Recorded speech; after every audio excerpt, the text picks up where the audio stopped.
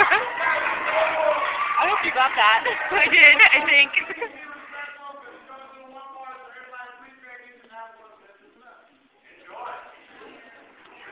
I'm like recording an entire show. Great. I'm like recording an entire show.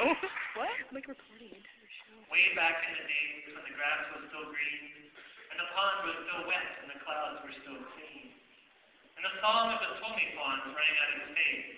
One morning, I came to this glorious place. And I first saw the trees, the truculent trees, the bright colored tops of the truculent trees. I think it's here. It's Mile dark. after mile in the fresh morning breeze. Look in a little bit. And under the trees, I saw brown barbaloons frisking about in their barbaloo suits as they played in the shade and ate truculent. And from the rivulet pond came the comfortable sound of the humming fish humming while splashing around. But those trees, those truculent trees, all my life I've been searching for trees such as these. The touch of their tops was much softer than silk, and they had the sweet smell of fresh butterfly milk. I felt a great leaping of joy in my heart. I knew just what I'd do. I unloaded my cart. In no time at all, I had built a small shop. Then I chopped down a truculent tree with one chop.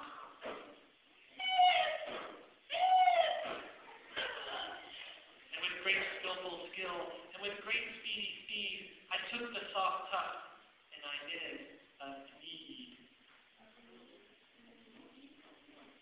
The instant I finished, I heard a gazump. I looked, I saw something pop out of the stump of the tree I chopped down. It was sort of a man. Describe him? That's hard. I don't know if I can.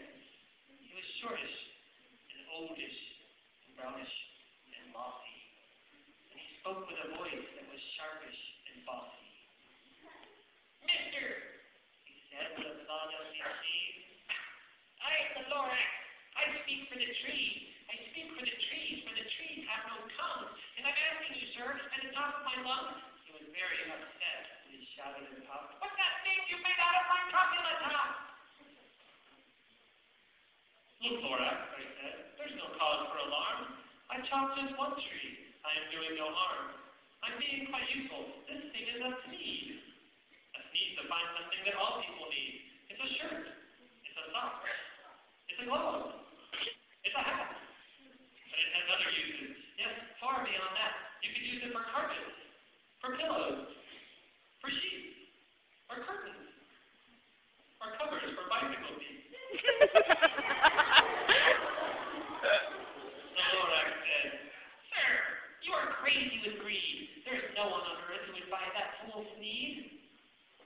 But the very next minute, I proved he was wrong. For just at that minute, a chap came along, and he thought that the sneeze I had knitted was great. He happily bought it for $3.98. I laughed at the Lorax. You poor stupid guy. You can never tell what some people will buy. I repeat, cried the Lorax, I speak for the trees. I'm busy, I told him. Shut up, if you please. I rushed across the room and in no time at all built a radio phone and put in a quick call. I called all my brothers and uncles and aunts, and I said, "Listen here, here's a wonderful chance for the whole Munkler family to get mighty rich. Get over here fast. Take the road to North Ditch, turn left at Weehawken, and sharp right at South Ditch." And in no time at all, in the factory I built, the whole Munkler family was working full tilt. We were all knitting sneeze, just as busy as bees, to the sound of the chopping of truculent trees. And oh, baby, oh, how my business did grow. Now chopping one tree at a time was too slow. So I quickly invented my super axe hacker, which hacked down 4 truculent trees at one smack.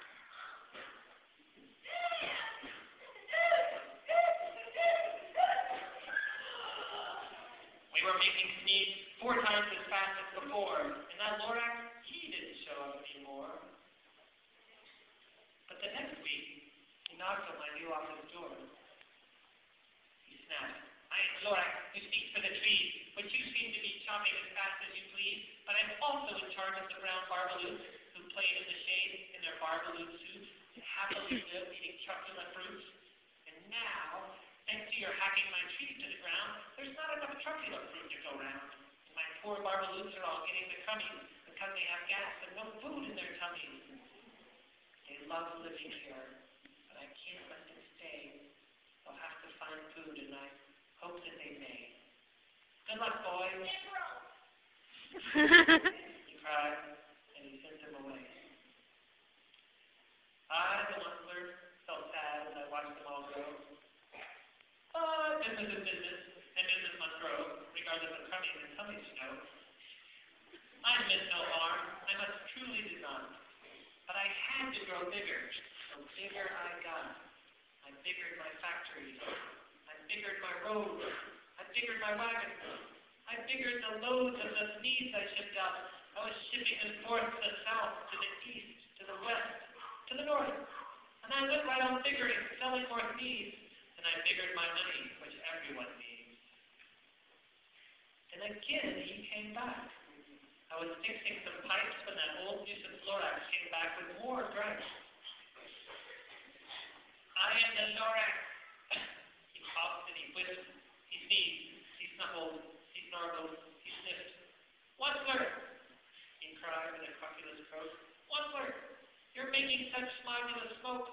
My poor swomey swans, why they can't sing a note. No one can sing who has smog in his throat. And so, said the Lorax, please pardon my cough. They cannot live here, so I'm sending them off.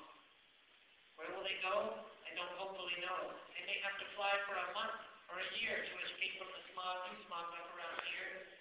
What's more, snapped the Lorax, his dander was up, let me say a few words about gluppity-glop.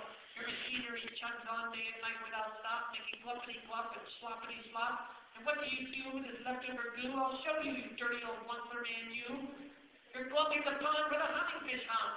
No more can they hum, for their gills are all gummed. I'm sending them off. Their future is dreary. They'll walk on their fins and get woefully weary in search of some water that isn't so steery. And then I got mad. I got terribly mad. I yelled at the Lorax, now listen here, Dad. All you do is yap yap and say bad, bad, bad. Well, I have my rights, sir, and I'm telling you, I intend to go doing just what I do. And for your information, you Lorax, I'm bickering and bickering and bickering and bickering and bickering. Turning more truculent trees into seeds, which everyone needs. And at that very moment, we heard a loud bark.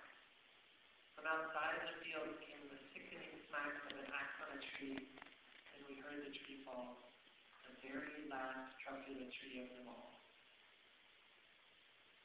No more trees, no more needs, no more work to be done. So in no time, my uncles and aunts, everyone all waved me goodbye. They jumped into my cars and drove away under the smoke-smothered stars. Now all that was left in the vast snowy sky was my big empty factory, the Lorax, and I. The Lorax said nothing, just gave me a glance. He gave me a very sad backward glance as he lifted himself by the seat of his pants.